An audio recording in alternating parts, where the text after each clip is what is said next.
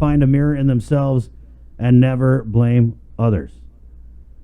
Okay. I mean, like I said, it's kind of a no-brainer, who's going to say, no, she shouldn't apologize. She doesn't owe you jack. No one's really going to say that.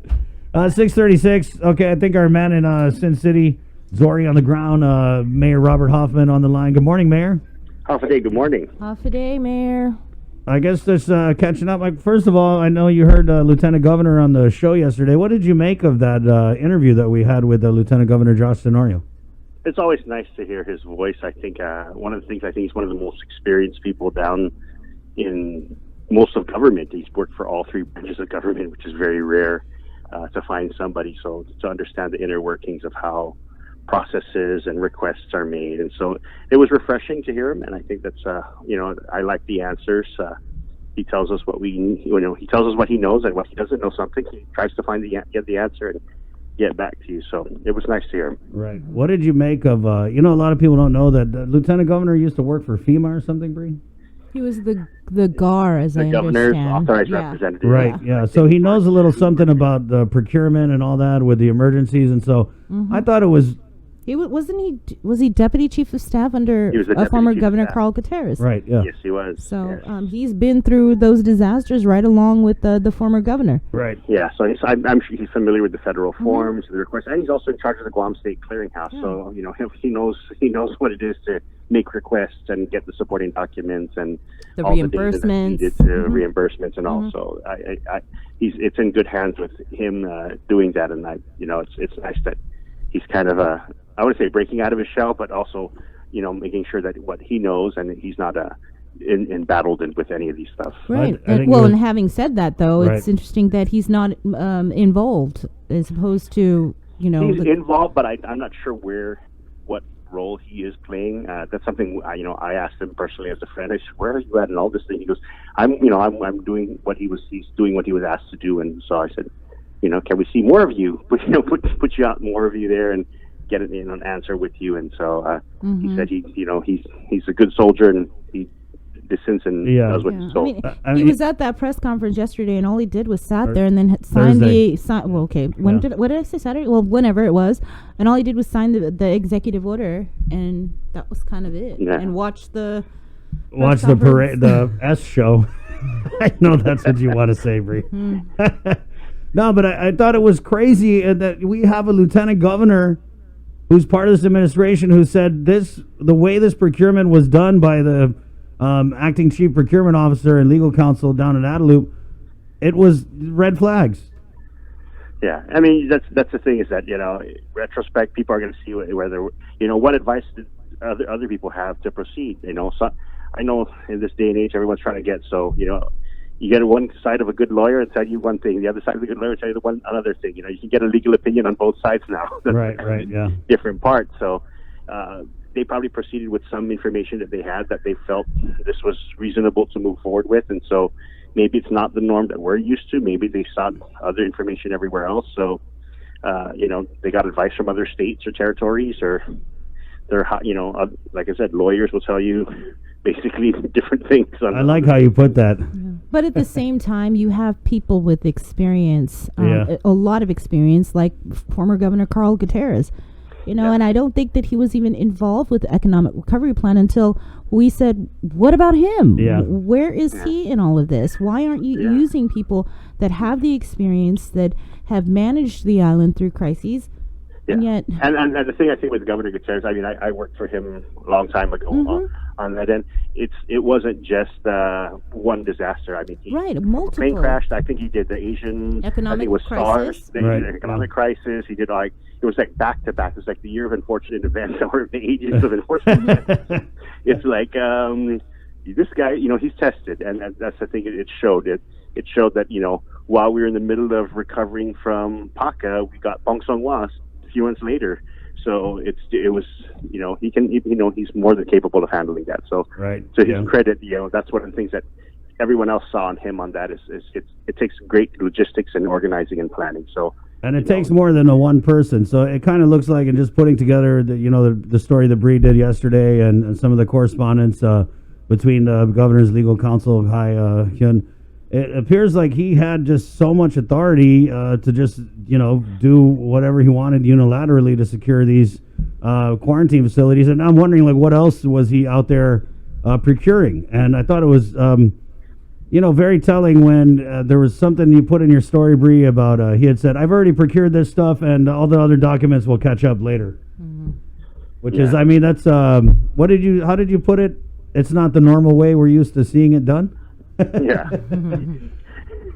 So and, I was talking to some people last night, and they seem to think that this whole thing should have been run through civil defense and homeland security as part of a disaster pandemic or what have you with emergency procurement. Well, even on the mayor's council perspective, we kind of had some of the same concerns about it because it's hard when you have multiple agencies calling the shots. So even just getting the information for like the villages at the time, it was not Homeland and Civil Defense. It was, they had to request it of Public Health, and they just, Crystal and the team and Josh and all the other group would just prepare the press releases and send them out. So it's like, so you're not what I said, it's nice to have the joint information, but if you're not the ones originating the information, not originating from you, these agencies can just send out their own press release and, right. Do it on their own, and we can direct our questions there. So I feel bad for them because they're put in that spotlight in the interview, like, explain this further, and they're like, oh, I got to refer you to the agency that actually wrote it. And so I'm like, okay. So kind of it became a frustration on our part because as we sent in just tidbits of questions off the chain on those chats that we had, it would be like, let's send it to this agency and let's send it here. So it is right. It's a different type of disaster. And what we've asked for is if there's this pandemic plan written down in a binder somewhere, can we see that? Where are we at this? Where are we at this plan? Show the people who I'm saying, okay, we're on page 66 now of this, because this plan says pandemic happens, these agencies get activated, this gets sorted out. This is what happens. You have one module of one team of people who are the medical experts. You have the team who's doing logistics on the ground. Right, so to me, I think, people want to see that plan. Yeah. And I think... And they want to talk to those people instead of just having the governor and Linda up there all the time. They should share the wealth, get the LT up there, get some of these different, agencies that are involved in the response. The pandemic plan, I think it was, Sean Gimatauto, he helped write it, which means that the lieutenant governor... former Lieutenant Governor Dr. Mike Cruz helped write it. Yeah. Carlo Branch helped write it. Yeah. Right. Yeah. So and that's the they thing. would know. It's a we know the drill for typhoons. We know the drill for even like earthquakes happening. About once an earthquake happens, we do the preliminary damage assessments. We kind of go out and do these things. Engineers are sent out. So there's kind of a roadmap of how to go. And I wouldn't say it's uncharted territory because, we keep saying it's part of this plan, the response plan. So it's not, though, because, Mayor, I mean, we're uncharted territory in terms of a virus and, that type of emergency, right? But from what I'm being told, the same framework needs to be used for procurement that you would use in the typhoon. So there's whole processes through FEMA and through the mass care stuff. And so what I heard was that they didn't even know that they had to conform all of the requests to these strict guidelines that FEMA has. And if you look at the email chain, it's like, hey, we're going to do this. Hey, we're going to pay these guys. Hey, I got the stuff already. Hey, the AG is going to sign it. Don't worry. Tony's about to sign this. It just doesn't hold up. There's a whole procedure, and it's crazy to me because you have people at civil defense like Charles Estevez and, Chuck Ada, is running on the FEMA side. I mean, these guys know. Yeah. Carlo Branch, they know what you do. And it just, it's like now we're trying to go back and say, no, this is totally normal. We're going to backdate it. I mean, how are we going to recreate this record to be reimbursed? It's kind of sketchy, Are they going back and backdating stuff now, or what's going on? And I think that's the whole. I would say it's the difficult part is when it's an emergency, it's the scale of emergency, it's who declares who gets involved. Because I even know, I think I remember that FEMA didn't really get involved until President Trump was like pressured to be like, hey, you should get FEMA involved in this because there's some kind of things that need to happen. So that's where I think it became this forks in the road where it said, okay, who's in charge? Is it HHS? Is it is it going to be Homeland? Is it going to be the National Institute of Health? Is the CDC in charge? So I remember the first few weeks of that whole Trump press conferences in the White House, people were like, who's really in charge here? Is it, and remember the vice president, I'm in charge, and the HHS guy said, I'm in charge. I'm like, okay, everybody's in charge. Right. Mm-hmm. So, and I think that's kind of where you're going to have that confusion.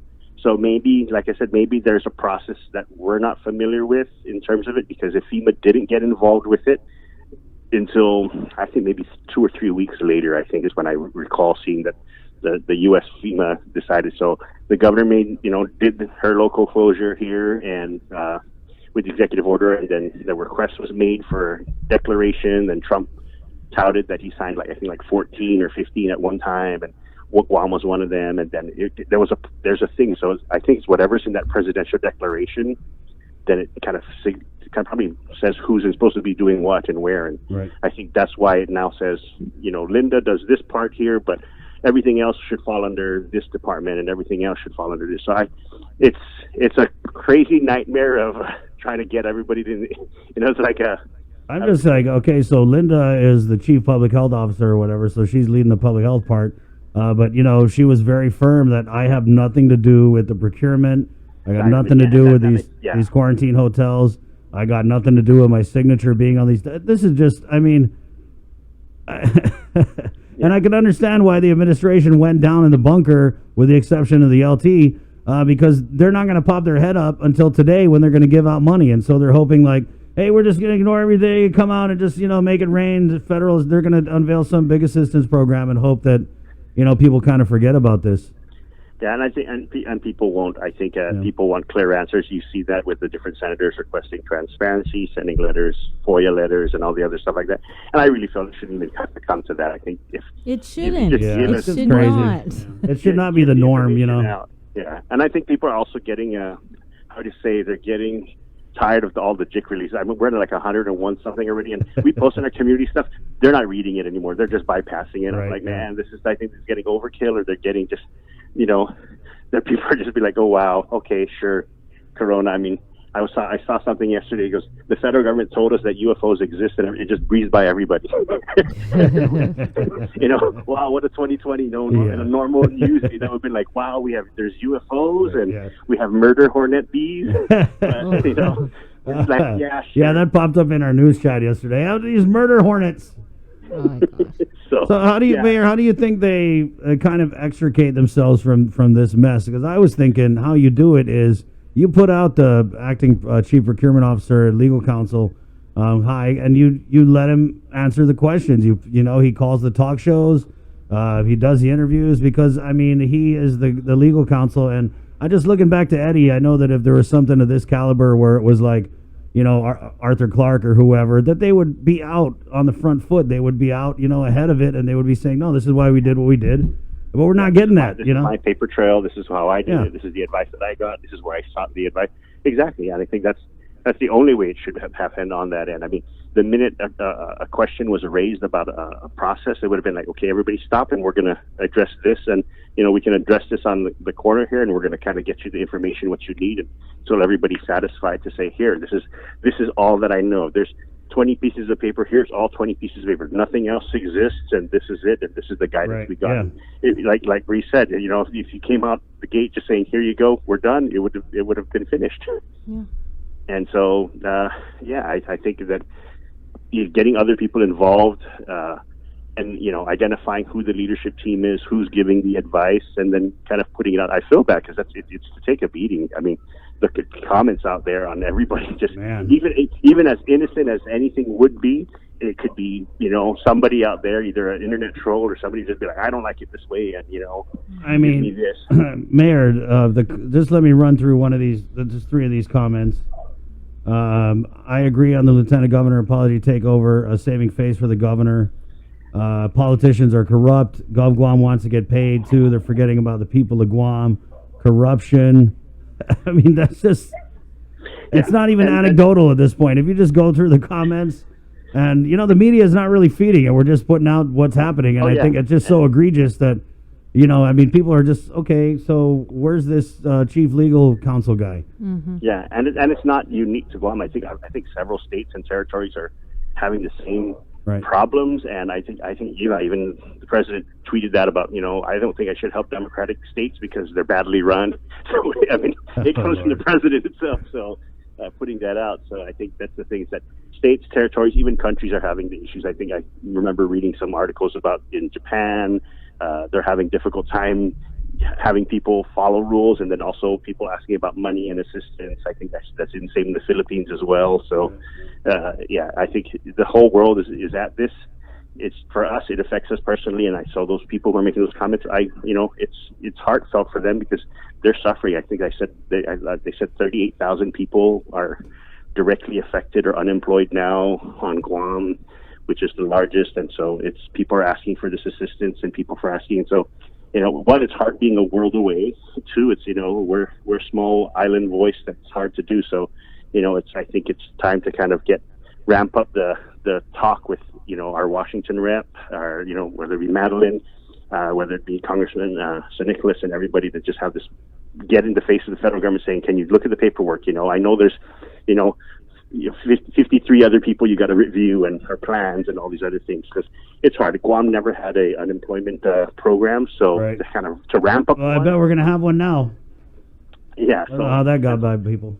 And hopefully, that's not just for this, but I think it'd be nice to just have that kind of unemployment insurance here, because it's so sensitive. Our economy, even if Guam reopens, tourists are not going to fly back, anytime soon. I don't think travel.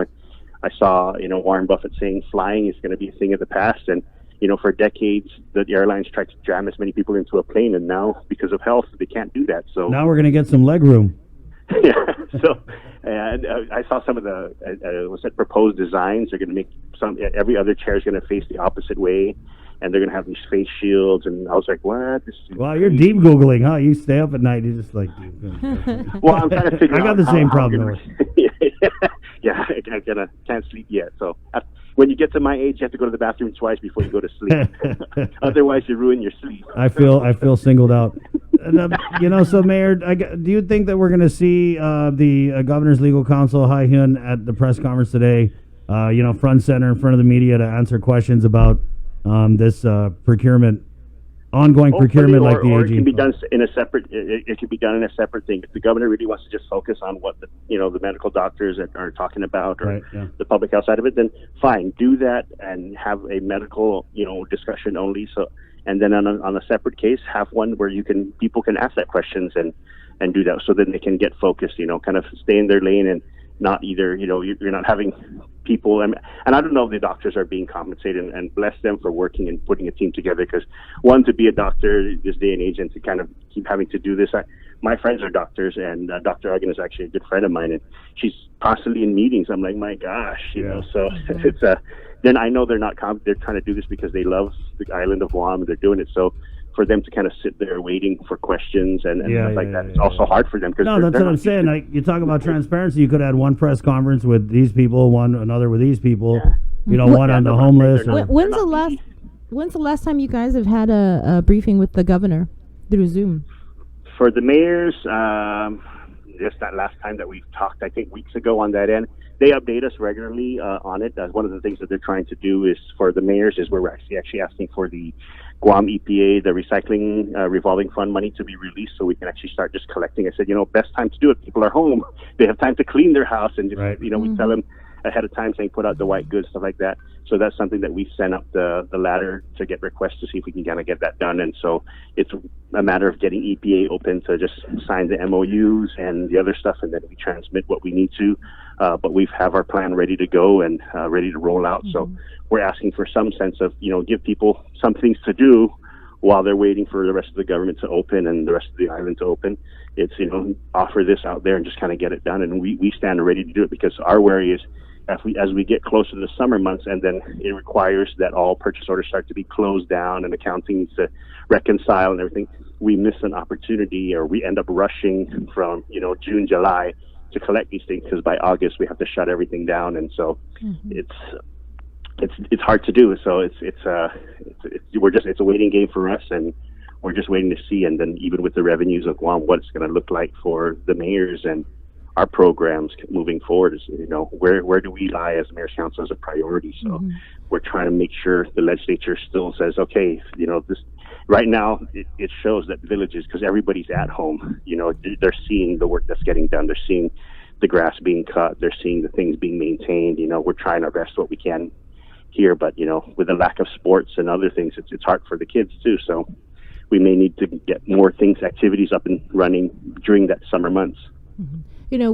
Since the beginning, the onset, I know that the mayors have been demanding more transparency from the administration and public health in terms of where the positive confirmed cases of COVID were located in and in what village. And so the dashboard came out, and now we're seeing information from the Joint Information Center about previously recovered patients retesting positive and have returned to active status.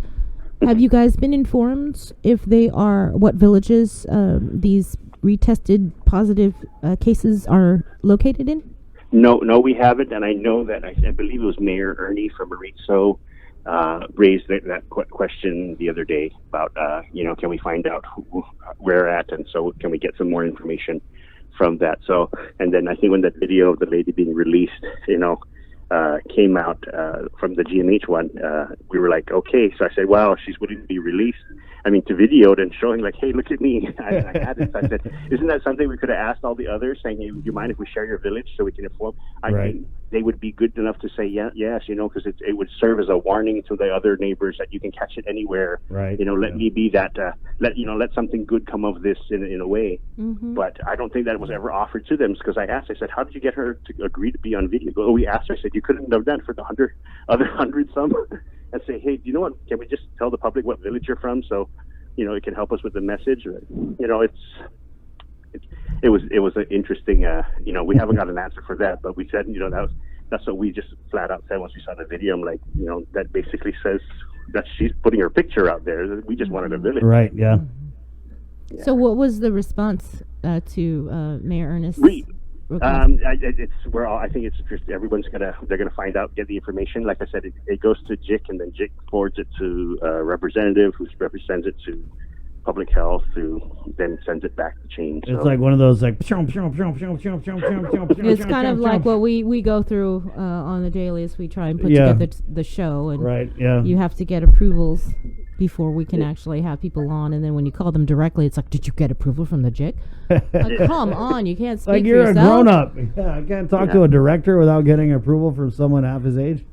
Yeah, no, I don't think in this day and age nobody wants to misspeak, so they're trying to just do what they can on their end. But it's the agencies that are open. It depends on what capacity and who's playing what role now. Because I think they're I would say they're stretched thin, but I know there are people in acting capacities who are from different divisions who are doing certain lines of work. So that's, I think sometimes that's when we send up requests, or when we end up calling, they're like, oh, buddy, I'm just the person answering the phone. I should come from this division. And, or, I'm like, okay, not a problem, but they, we'll find out who it is. So, everyone's trying to do their thing. I think for public health specifically, I believe they transferred like several of those different lower departments to assist the tracing section. Cause I've talked to people who originally work at WIC or work at a Bureau of Social Services for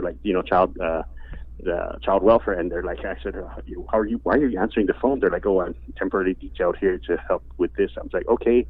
So I understand, that sometimes the person on the other end of the line may not be the person who that's their specific job, and they end up getting told to do it, as they say, it rolls downhill. So they're like, okay, you find an answer for this. They're like, I'm an accounting person. Hey, how's Mayor Savares? We haven't heard from her since that. There was a leak of a chat that she had put in a WhatsApp group about, I don't know how she felt about it, if she was embarrassed about it. I really wanted to. We did commend her.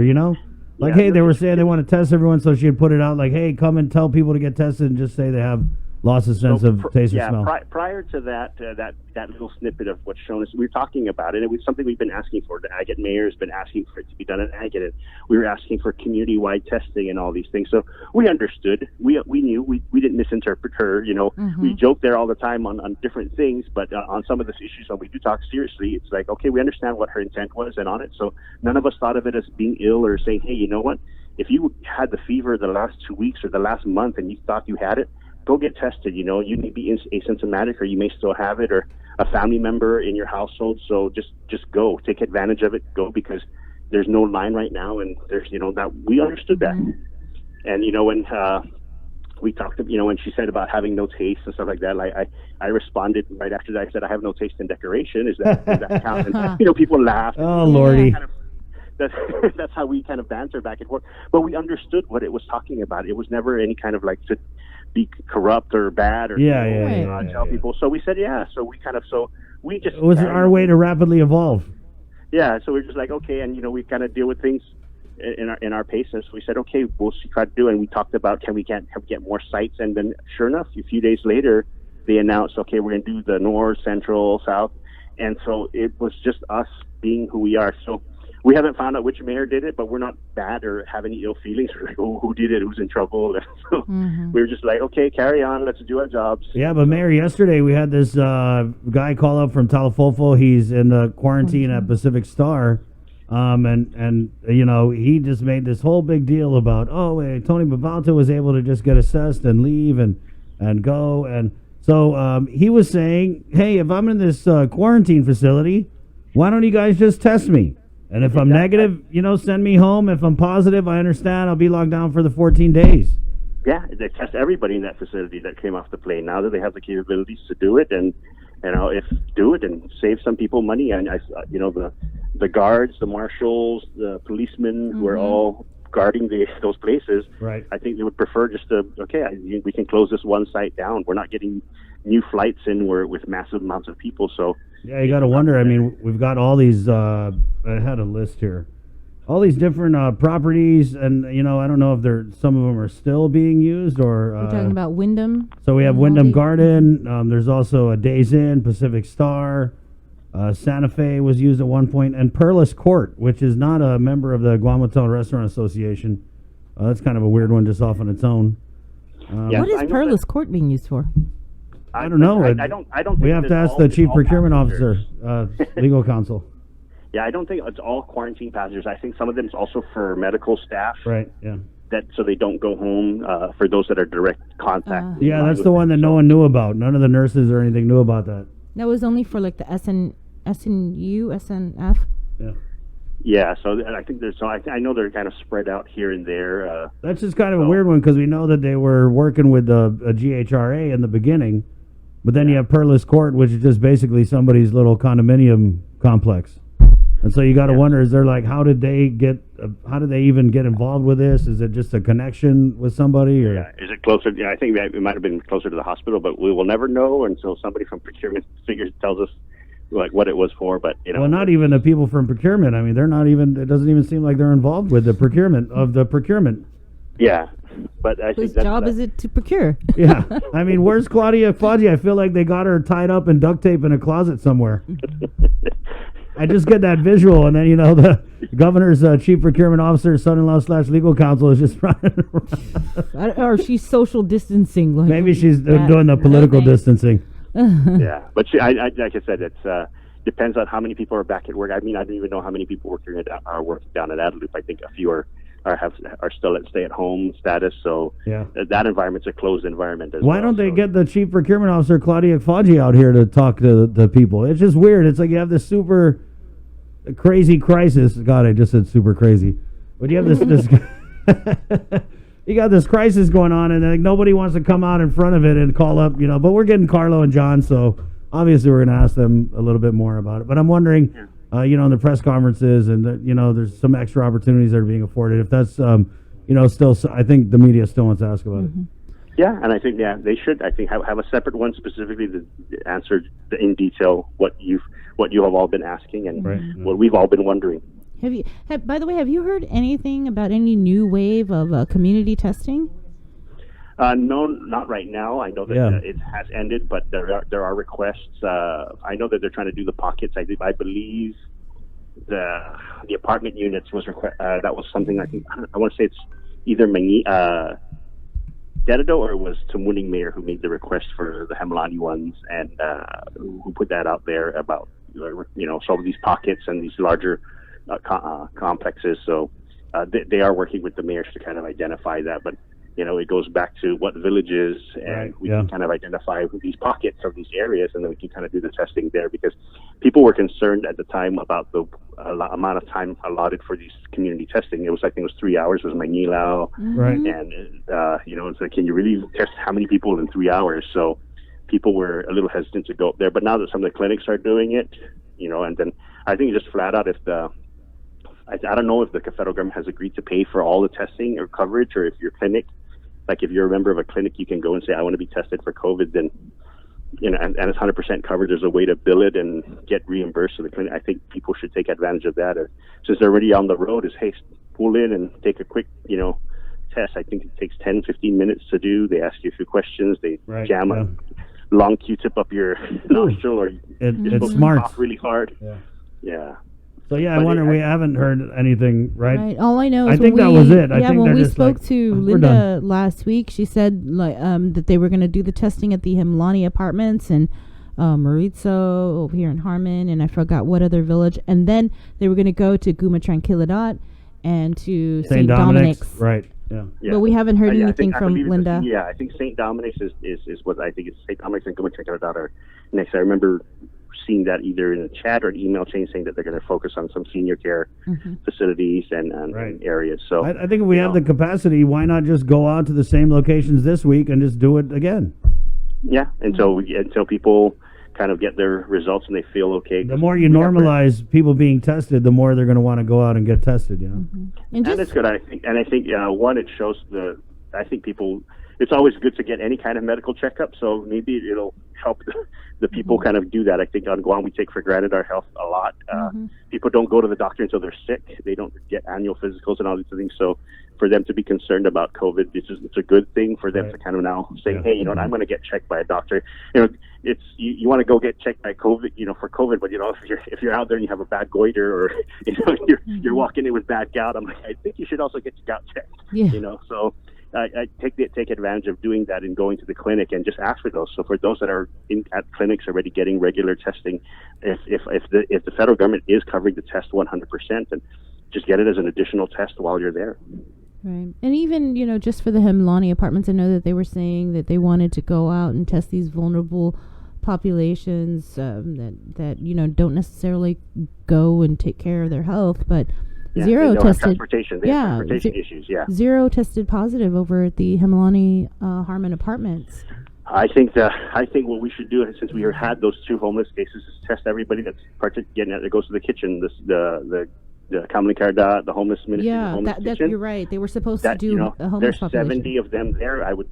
70 plus people there. I would do that, and then I would also do the ones that are taking it. That also participated in the Gumamami Homeless Drop-In Center in Tamuning. So I think that would ease their mind too, because they're dealing with a lot. They're stressed out. I know that the kitchen's pulled back on some of the hot meals served. So I think they only serve Monday, Wednesday, Friday now. So I think that they're under a tremendous amount of stress. There's nobody out there on the roads where they can get money. Money's tighter. So I know they're a population in need. Right. Well, and speaking of in need, have you heard anything about what's the deal with this homeless shelter after Paseo was scrapped? Project Safe Haven? I probably would refer you to talk to probably Ray Tapasha at Gura to kind of get some more details on this. But from what we understand is that they had all the key reps that needed to be there, and then I think that they sent out their final plan to CDC and WHO. They were told, this is not you should do it this way. I think public health, which is it's a shame, Mayor, because how long we were working on this plan and no one thought to run it by and make sure that we were going in the right direction until like the day before. And I think that responsibility lies on if it was a medical response issue, that would probably be a public health thing. If the facility required medical staff to be stationed there, and there wasn't enough available, then that's something public health should be able to address, because they were at the table, I think, in the planning of this, or another group or another set of volunteers. But I think, Paseo got a fresh coat of paint inside, and so, and they kind of cleaned it up a bit. So, hey, if anything, there you go. That's a benefit. That's a benefit. Right. Baseball players are happy. Okay, hey, Mayor, thank you so much. All right, take care. Thank you for your report, and say hi to Mayor Melissa for us. Will do. Thank you. Take care. Bye. All right. Sinania Mayor Robert Hofmann. Hey, we're going to take a break and come back with Daphne Shimizu from the Department of Revenue and Taxation with the first of what I anticipate is going to be some good news coming out today. 7:10. It is the 5th.